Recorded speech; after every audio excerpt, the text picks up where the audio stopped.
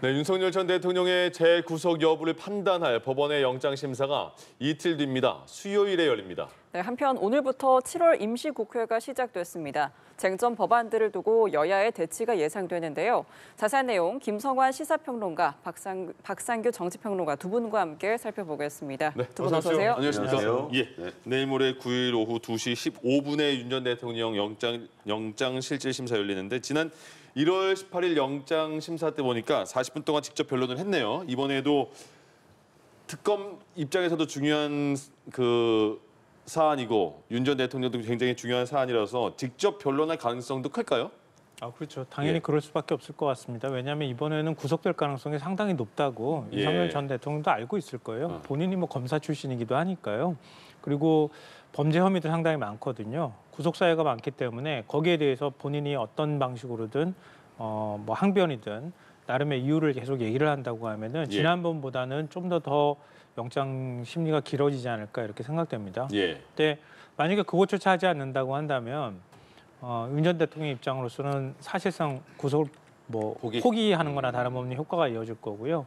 하나 더 좀 더 적극적으로 자기 방어권을 행사할 수밖에 없는 이유는 지난번 체포영장은 내란 특검에서 구체적인 어떤 조사를 하기 전이었었잖아요. 예. 이번에 조사를 하면서 그동안에 입을 닫고 있었든 아니면 다른 사람한테 책임을 떠넘겼던 경호처 직원들이 이번엔 입을 열기 시작했다고 얘기를 하잖아요. 그리고 강의구 전 부속실장의 경우에도 계엄 선포문을 사후에 만들었다. 이런 것들을 사실 인정하고 있단 말이에요. 네. 근데 그런 진술을 탄핵하기 위해서는 윤석열 대통령이 어떤 방식으로든 이유를 댈 필요가 있다는 거죠. 말을 바꿨다든가 강압에 의한 얘기를 강압에 의해서 말을 바꿔서 저거는 증거로서 채택하는 게 부적절하다거나 이런 식의 어떤 적극적인 항변이 있어야 구속을 피할 수 있을 것이다 이렇게 생각할 겁니다. 예. 그래서 아마 더 적극적으로 이번 영장 심사에는 대응하지 않을까 싶습니다. 그러니까 저번에 첫 번째 1월 18일 날 영장 심사 때와 하고 지금은 상황이 윤 전 대통령 입장에서 많이 달라진 거잖아요. 그렇죠. 네. 지금 제가 보기에 김평론가가 되게 말씀하셨지만 예. 본인으로서는 이번에가 이제 굉장히 중요한 영장 실질 심사인 만큼 본인이 직접 다 소명을 하려고 할 겁니다. 예. 일단 알려진 바로는 2차 소환 조사 때 10시 54분까지 했잖아요. 네. 저도 여기 아니고 다른 스튜디오에서 기다리다가 35분까지 기다리다가 갔어요. 네. 그로부터 20분 뒤에. 그러니까 그때 사실은 이제 특검 팀이 부장검사 2명, 예.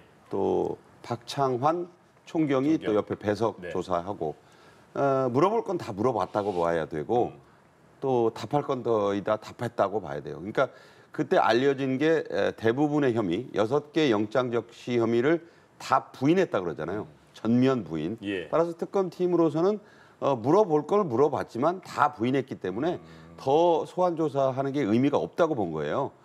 이게 다시 불러서 물어본들 예. 이런 취지의 윤 전 대통령의 발언 형태가 바뀔 것 같지 않으니까 이제 그냥 구속영장 청구로 바로 가는 게 좋겠다라는 판단을 내려서 이제 빨리 하는 것 같고 다만 윤 전 대통령으로서도 아까 말씀하신 대로 새로운 혐의들 사후 계엄 포고문의 작성 문제 이를 또 방조 묵인 은폐하는데 일정 부분 기여라기보다는 동조했다고 보는 예. 한덕수 당시 국무총리를 이제 또 그런 혐의로 네. 또 영장을 또 친다고 하지 않습니까? 이미 보도도 됐고 예. 그런 만큼 이게 굉장히 중요한 부분이라고 봐요. 그리고 또 이제 달라진 사실들에 대한 아까 강희구의 전 부속실장의 증언도 나오고 네. 경호처 직원들도 이제 말을 하기 시작했다는 달라지죠, 뜻은 말이. 예. 이제 이거 부인만 해서 될 일도 아니고 무슨 녹취가 또 있다고 하는 얘기도 들리고 이러니까 할 수 있는 한에까지는 최대한 본인의 방어권을 행사하기 위해서 나가지 않겠는가. 예. 또 그에 대해서 남세진 영장 전담 판사라고 들었는데 충분히 전직 대통령을 이제 만약에 구속 영장을 발부하게 된다는 건 네. 의미가 완전히 다른 거거든요. 이번에 만약 구속 영장이 발부돼서 신병이 구속된다면 저는 상당 기간 장기화되리라고 봅니다. 예. 저뿐만 아니라 그렇게들 예상을 하고 있기 때문에 윤 전 대통령 입장에서는 할 수 있는 모든 본인의 방어권 차원에서 나설지 않겠는가. 전망은 윤 전 대통령 입장에서는 좀 어둡다고 저는 생각합니다. 알겠습니다. 네, 자, 이런 가운데 내란 특검이 윤 전 대통령 측의 영장 청구서 유출을 문제 삼으면서 형사 처벌을 언급하면서 엄정 처리하겠다고 경고하고 있습니다. 이에 대해서 이제 윤 전 대통령 측은 아직 아무런 입장을 내놓지 않고 있는데 지금 이러한 상황을 좀 어떻게 보십니까? 근데 일반적으로 구속영장을 치면 영장이 공개되는 경우가 많이 있잖아요. 네. 그렇기 때문에 이번 사례하고 비교했을 때 뭐 공개된 게 뭐가 문제야 이렇게 생각하시는 분들이 있을 거예요. 특히 이제 내란 특검 쪽에서도 언론이 보도하는 걸 문제 삼는다기보다는 윤 대통령 측 변호인 쪽에서 언론에 의도적으로 누출했다. 이 부분을 문제 삼고 있는 거란 말이에요. 뭐 이 문제 삼는 명분으로는 예. 개인정보보호법 뭐 이런 것들을 위반한 것이다. 왜냐하면 신상이 다 적혀 있는 상황이기 때문에. 그리고 변호인 입장에서는 피의자와 관련돼 있는 사안들을 바깥에 그냥 공개를 해버린 거잖아요. 변호사법 위반이 될 수도 있는 거고요. 그리고 형사 절차가 진행 중에 있는데 그 관련되는 문서를 바깥으로 빼돌리게 된단 말이에요. 그러니까 그런 부분들을 명분 삼고 있지만 제가 볼 때 본질적으로는 윤 전 대통령 측이 왜 그러면 이렇게 신속하게 언론에 불과 몇 시간 만에 기자들한테 주요 언론사 기자들한테 이걸 공개를 했는가? 일부러 의도적으로 뿌렸다고 보이거든요. 제가 생각할 때는 이건 궁지에 몰린 거예요. 그러니까 아까 제가 말씀드렸던 것처럼 그동안에 입을 닫고 있었던 경호처 직원이나 예. 뭐 예를 들면 박종준 전 처장이나 아니면 김성훈 전 차장이나 아니면 뭐 이광호 본부장이나 이런 사람들도 있고 그 다음에 뭐 다른 이제 경호처 직원들도 있을 텐데요. 그 직원들이 윤 전 대통령의 직접적인 지시를 받았다고 그동안에 인정하거나 하지 않았단 말이에요. 근데 이번에는 여러 가지 뭐 예를 들면은 SNS 메시지라든가 이런 것들을 보여주니까 그런 사실이 있다. 그리고 오찬하는 자리에서 대통령이 이렇게 해서 총은 이 경호처 직원이 더 잘 쏘니까 총을 보여줘라. 뭐 이렇게 하면서 막으라. 체포영장 집행을 막으라고 했다던가 이런 것들은 다 경호처 간부 입을 통해서 나왔단 말이에요. 근데 그러면은 그 간부가 진술한 것을 부정하기가 어렵잖아요. 결국은 구속영장 심사 받을 때 간부들한테 압박을 가하는 것 외엔 달리 방법이 없다는 거예요. 그러니까 구속영장을 외부에 공개해서 예. 일종의 배신자 낙인을 찍어버리는 그러니까 배신자로 낙인 찍히거나 이렇게 했을 때 심리적인 압박감을 받지 않겠습니까? 그러면 그 가서 진술했던 사람들이 그 말의 신빙성이 떨어질 가능성이 있다는 거죠. 그러니까 윤 전 대통령 측에서는 그걸 이제 허점 삼아서 그 틈을 비집고 들어가면서 공격할 가능성이 있는 거죠. 그러니까 구속영장을 그래서 언론에다 먼저 공개하고 예. 일종의 여론전을 하는 것이다라고 보입니다. 네, 이러한 상황 어떻게 보세요? 저도 이제 법조 기자를 했고 예. 법조 팀장도 해봤는데 저게 이제 영장이 변호인에게는 전달이 돼요. 근데 변호인에게 원본을 줄 수는 없잖아요. 네. 복사를 하는 과정을 거칩니다. 따라서 이 복사를 하는 과정을 그 복사한 분은 또 변호사가 와서 복사하지는 않아요. 예. 복사를 해서 주는 거니까 그 과정에서 제 경험으로 보면 언론사들이 치열한 취재 경쟁 속에서 그걸 빼내려고 합니다. 예. 그러니까 박지영 특검보가 명확하게 명언하지는 않잖아요. 누군가를 특정했고 확인해 볼 것이다. 예. 확인을 하고 명확히 입증이 됐을 때 그게 누출이 되는 거고 네. 이게 언론사의 취재 경쟁 속에서 발췌본이 됐든 그 원본이 됐든 66쪽이에요. 예. 그러니까 다 그 원본을 다 통째로 입수하기 쉽지 않다. 다만 과거 모 언론사는 이런 걸 복사 과정에서 빼내가지고 그냥 한 두세 개면을 통틀어 쓴 경험이 있습니다. 예. 그러니까 이거는 누출은 누출인데 어떤 경위의 누출인지는 좀 두고 봐야 할 것이다. 다만 윤 전 대통령 변호인단 측에서 우리가 아니라고 완강히 부인하지는 않고 있다는 점. 네. 네. 그래서 이제 더더욱 그러면 왜 부인 안 하지? 우리가 아니라고 해야 될 텐데 예. 이런 의심이 좀 들잖아요. 그러니까 어쨌든 이게 새 나간 건 맞고 그 내용이 상당 부분 나오니까 이게 이제 차제에 이번 기회에 이런 일이 또 있을 수 있다. 다른 특검에도 지금 여러 가지 그 영장이 이제 청구될 것이고 김건희 특검도 또 있을 거 아닙니까? 언론사들 입장에서는 그 내용을 미리 쓴다는 게 굉장히 중요해요. 예. 미리 보도한다는 것. 그래서 제가 그걸 단정하는 건 아니지만 네. 그런 데 대해서 좀 특검 측에서 쐐기를 받기 위해서 이번에 좀 세게 나가는 것이다. 바람직하진 않지만 과연 그것이 국민의 알 권리라는 차원에서 아니 없는 영장 내용은 아니잖아요. 예. 다만 아까 우리 김 평론가 말씀하신 것처럼 누가 이용을 하느니 이게 악용되느니 이런 부분에 논란은 있을 수 있으니만큼 예. 이번 기회에 명백히 밝히는 것도 좋겠다. 다만 단정하기에는 좀 이르다. 확인을 거친 뒤에 어느 변호사가 빼갔다 이렇게 발표하는 게 좋을 것 같습니다. 알겠습니다. 그렇게 공개된 영장 청구서에는 6개의 혐의, 특수공무집행 방해, 대통령 경호법 위반, 직권남용 권리행사 방해, 허위 공문서 작성, 대통령 기록물법 위반, 공용 서류 손상 이렇게 6개 혐의가 적시가 되어 있습니다. 이 중에서 그러면 9일날 영장 심사 때 어떤 부분에서 그 구속 여부가 가려질까요? 일단 지난번하고 좀 다른 점은요. 예. 범죄 혐의가 아주 구체적으로 확인이 됐다는 거죠. 그러니까 보통의 경우에 이제 구속영장을 발부할 때 범죄의 상당성 이렇게 우리가 표현하잖아요. 네. 범죄를 저질렀다고 판단할 만한, 의심할 만한 상당한 이유가 있어야 되는 거거든요. 근데 체포영장이 그 영장을 청구했을 때는 그때는 이 정도까지 조사가 안 됐다는 거예요. 예.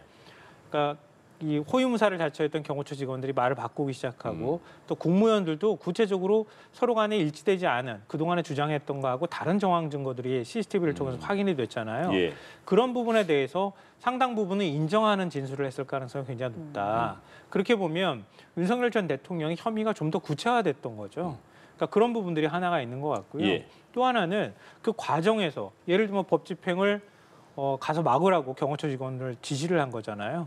그리고 비화폰 내용 중에 특히 군사령관들의 비화폰을 깡통으로 만들라고 지우라고 원격으로 지우라고 하는 지시를 내렸고 홍장원 전 국정원 1차장도 역시 깡통이 됐다는 거 아닙니까? 네. 그것도 사실 증거인멸 교사가 되는 거죠. 이것도 일반적으로 우리가 구속영장을 발부할 때 구속 사유에 도주 우려하고 증거인멸의 우려를 얘기하잖아요. 예. 뭐 재본 가능성 이것도 있기는 하지만 증거인멸의 우려에 있어서 굉장히 중대한 증거인멸을 했다고 볼 수 있는 거죠. 그리고 계엄 국무회의를 하고 난 다음에 그 다음 날, 그러니까 계엄 선포문을 그 당시에 그 헌법상으로 문서로 남기려고 했는데 그거 남기지 않았다가 국무회의 회의록도 안 남겼다는 거잖아요. 그 이후에 계엄의 합법성을 만들어내기 위해서 의도적으로 짜깁기를 했던 거 아닙니까? 그러니까 그것 자체가 이미 범죄 행위가 시작이 된 거죠. 예. 그러니까 한덕수 전 국무총리가 그 공범으로 지금 적시됐다고 얘기를 하잖아요. 구속영장을 청구할 가능성도 있다는 얘기까지 나올 정도니까. 그러니까 우리가 일반적으로 얘기할 때 구속 사유에 크게 두 가지가 다 해당이 되는 거예요. 뭐 도주 우려는 뭐 법원 바로 옆이고 검찰청 옆이니까 설마 도망가겠습니까? 전직 대통령이. 그건 아니라 할지라도 그 크게 두 가지 사유에 해당이 된다라고 볼 수 있고요. 마지막으로 무엇보다도 계엄 내란을 지시한 우두머리인데 네. 그 밑에 지시를 받은 부하들은 다 구속돼 있는 상황인데 우두머리는 풀려나가지고 슬리퍼 끌고 막 활개를 치는 이런 모습들이 어떻게 국민의 법감정에 맞겠습니까? 그것도 맞지도 않을 거고요. 그러니까 이런 여러 가지 것들을 고려해 볼 때 윤 전 대통령을 혐의 입증만 어느 정도 된다고 하면은 예. 구속하지 않을 이유가 전혀 없다. 이거는 100% 200% 당연히 구속영장이 발부되는 것이다 이렇게 봐야 된다고 봅니다. 혐의 입증이 어느 정도 그러니까 범죄의 상당성 입장에서 된다고 치더라도 도주 우려는 없다고 치면 그 증거인멸의 가능성은 그 일부에서는 다 같이 일했던 그 부하들은 구속 상태인데 증거인멸을 할 수 있는 상황이냐 이렇게까지 말을 하던데 어떤 게 중요할까요? 맞습니다. 예. 일리가 있고 맞는 부분이 있어요. 이제 도망은 아닐 겁니다. 네네. 뭐 해외도 출국하겠어요. 그러게요, 뭐 예. 어디 땅 파고 들어가겠습니까? 예. 그런 건 아니고 다만 말씀하신 대로 증거인멸의 부분은 네. 상당성이 인정될 수 있다고 저도 생각을 해요. 다만 이 부분을 좀 따져봐야 될 것 같아요. 이게 이제 범죄의 사안의 중대성 예. 이것에 비추어서 구속하지 않을 수 없다. 뭐 이렇게 갈 거라고 저는 오히려 네. 최종적인 결론이 그렇게 내려질 가능성이 있는데 다만 한 가지 전직 대통령의 이 구속 아까 말씀드린 대로 만약 이번에 구속이 된다면 굉장히 기간이 길어질 것이다. 예. 이런 말씀이 어떨지 모르지만 그 나라망신일 수 있어요.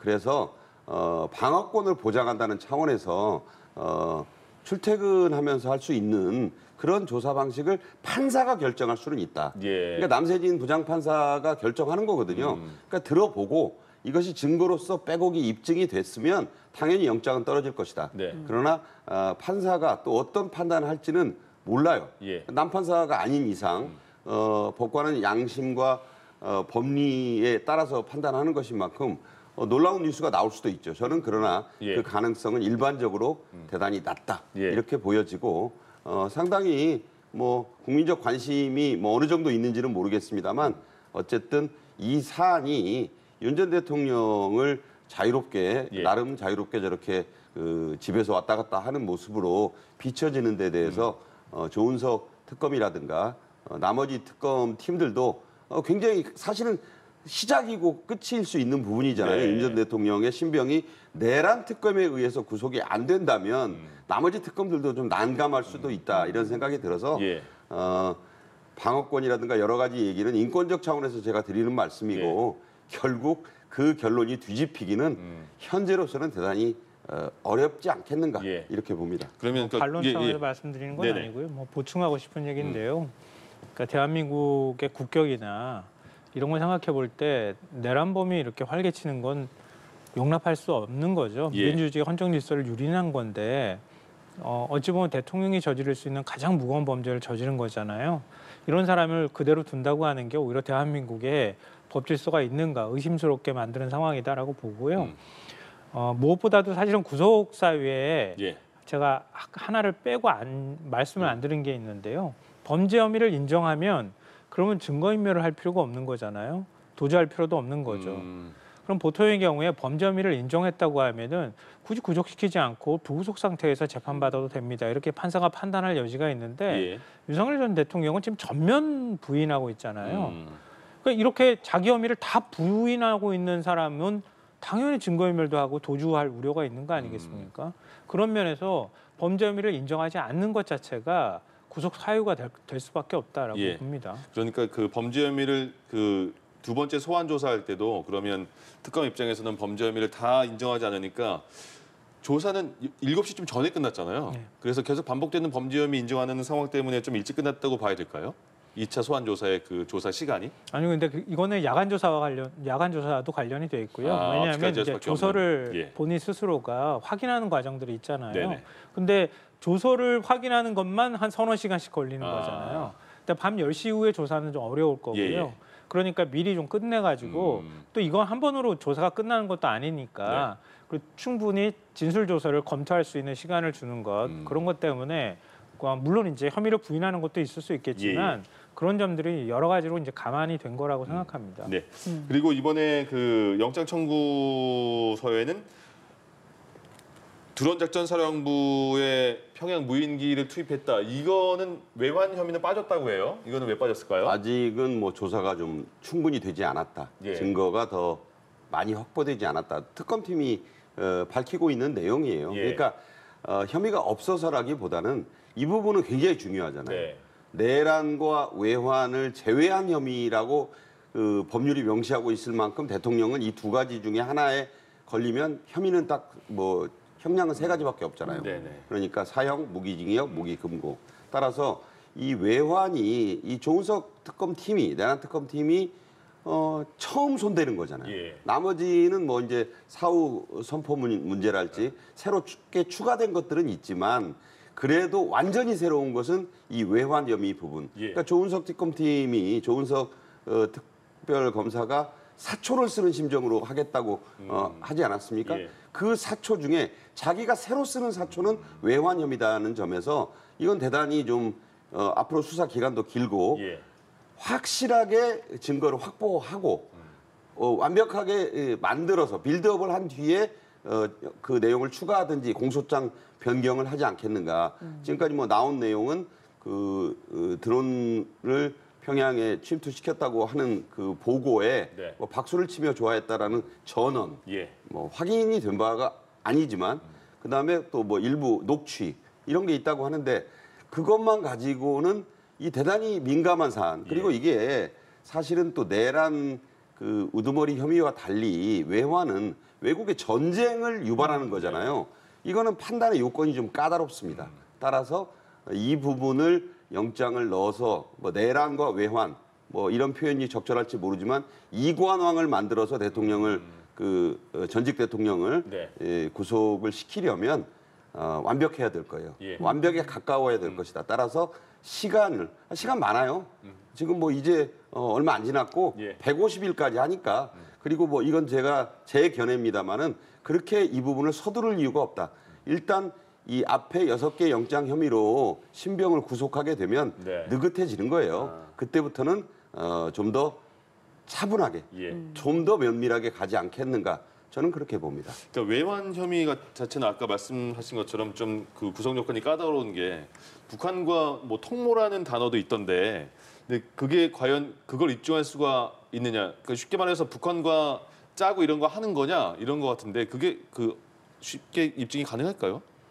이재명 대통령 대북 송금 사건 때도 북한 조사 한 번 안 하고 기소도 하는 검찰인데 뭐 불가능하지는 않을 것 같고요. 뭐 제가 비유가 적절했는지는 모르겠지만, 그러니까 꼭 그거라기보다는 예. 일종의 국지전을 유발했다고 하는 거잖아요. 사실 상상하기가 어려운 거죠. 네.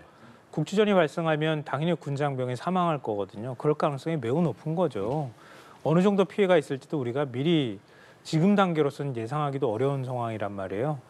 일종의 이제 전시 상황을 만들려고 시도를 했다고 하는 건데, 이거는 일반적인 어떤 군을 동원하는 수준하고는 좀 다른 것 같아요. 특히 분단 국가에서 이런 것들을 만약에 기획했다고 하는 건 도저히 용납할 수 없고 용서할 수 없는 행위다라고 생각하고요. 근데 이걸 법리적으로 어떻게 의율할 것인가, 이런 문제가 지금 남아 있는 것 같아요. 근데 제가 생각하기에는 왜 계엄이 발생했고 계엄의 전후 과정이 어땠는지 우리는 아직도 완벽하게 그림을 맞추지 못했어요. 이해가 안 되잖아요.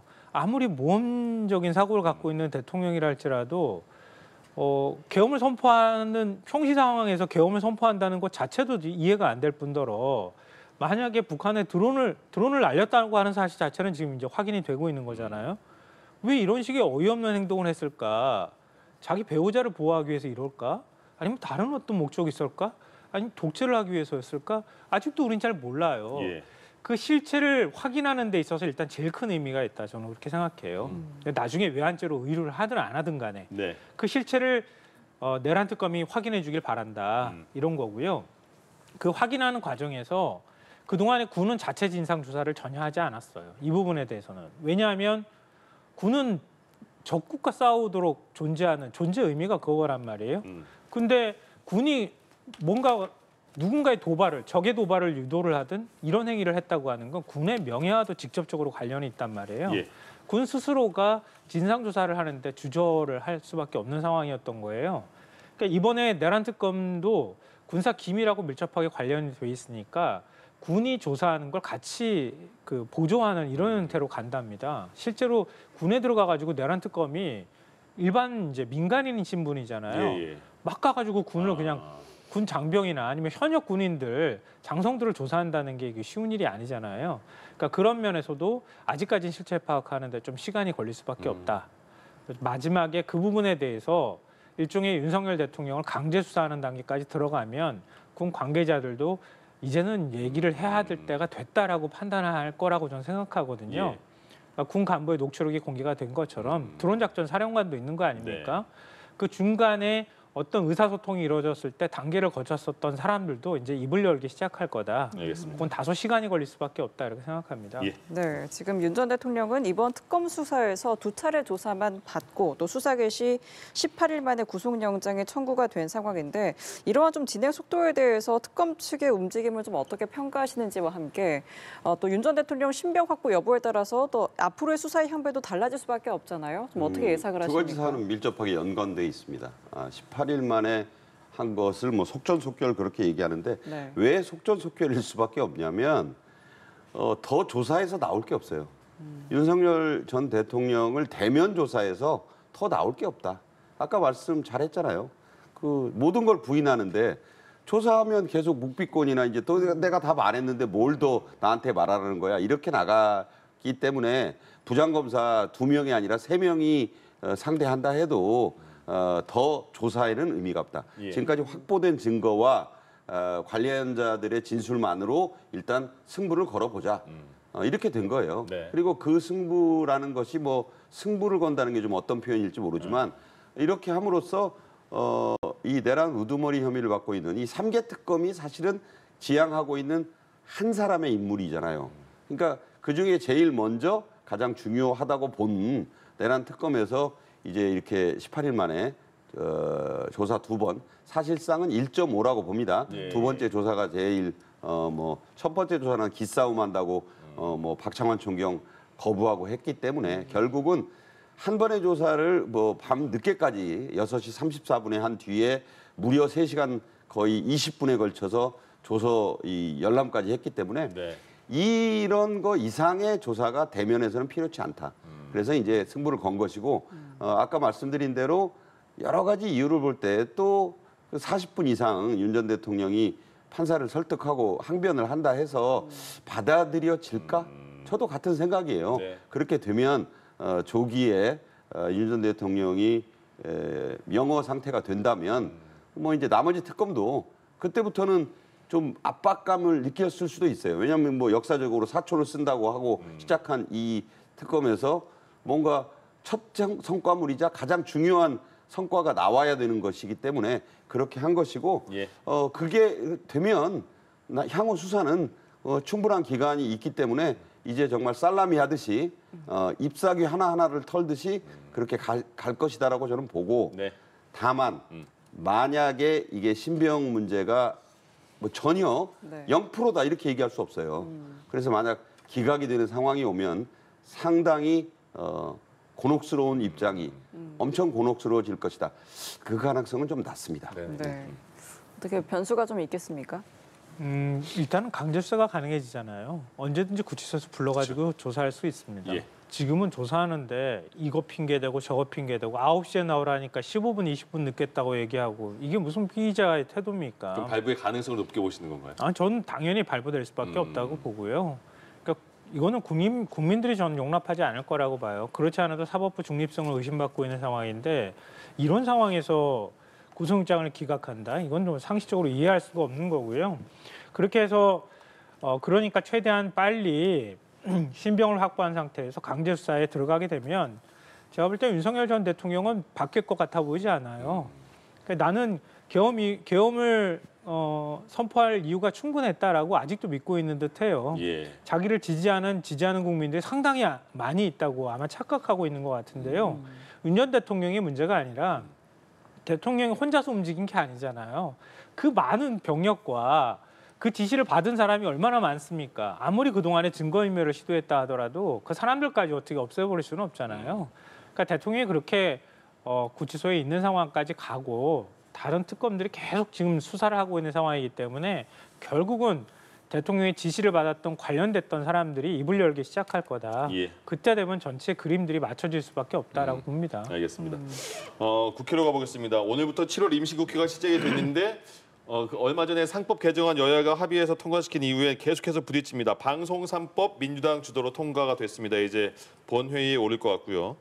그리고 민주당 검찰개혁 속도에 대해서 국민의힘은 굉장히 우려하는 비판의 목소리 내고 있고 또 곧 장관 후보자 청문회가 계속 예정되어 있는 상황에서는 지금 남아있는 게 다 여야 대치 상황밖에 안 남아있는 것 같아요. 앞으로 계속 그럴 것 같은데요. 그러게요. 왠지 예. 그럴 것 같은데요. 근데 방송사법에 대해서는 좀 오해하시는 분들이 있으면 안 될 것 같아서 네. 설명을 설명을 드리고 싶은데요. 예.